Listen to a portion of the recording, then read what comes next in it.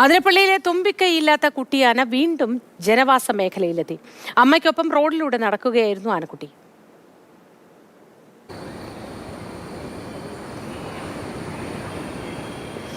ലിഷോയുണ്ട് വിവരങ്ങളുമായി. Lishoy, good morning. അങ്ങനെ വീണ്ടും ഒരു സംഘം ആനയോടൊപ്പം ജനവാസ മേഖലയിലേക്ക് എത്തിയിരിക്കുന്നു. എന്തെങ്കിലും നാശനഷ്ടങ്ങളൊക്കെ ഉണ്ടാക്കിയോ? ഇല്ല, അത് നാശനഷ്ടങ്ങളൊന്നും തന്നെ ഉണ്ടാക്കിയില്ല.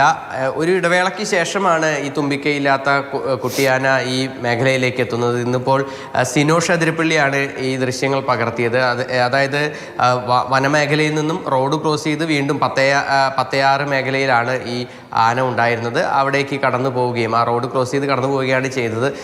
അതിൻ്റെ ആരോഗ്യസ്ഥിതി സംബന്ധിച്ച് നേരത്തെയൊക്കെ തന്നെ വലിയ ആശങ്കകളൊക്കെ തന്നെ ഉണ്ടായിരുന്നു. പക്ഷേ ഇപ്പോഴും കുട്ടിയാന വലിയ പ്രശ്നങ്ങളില്ലാതെ തന്നെ അമ്മയോടൊപ്പവും മറ്റ് ആനകളോടൊപ്പവും ഒക്കെ തന്നെ അവിടെ ആ പ്രദേശങ്ങളിൽ തന്നെ ഉണ്ട് എന്നുള്ളത് മനസ്സിലായി.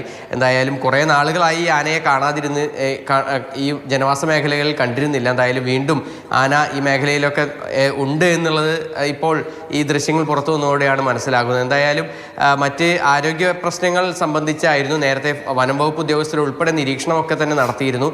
പക്ഷേ ഇപ്പോൾ അങ്ങനെ പലതവണയായി ആനയെ കണ്ടിരുന്നെങ്കിലും മറ്റ് പ്രശ്നങ്ങളൊന്നും തന്നെ ഇല്ല. എന്തായാലും ഈ ആദ്യം ഒരു കൗതുകമായിരുന്നു ഈ ആനയെ കാണുമ്പോൾ. ഇപ്പോൾ ഇടയ്ക്കിടയ്ക്ക് ഈ മേഖലയിലൊക്കെ തന്നെ വരുന്നുണ്ട്. ശരി.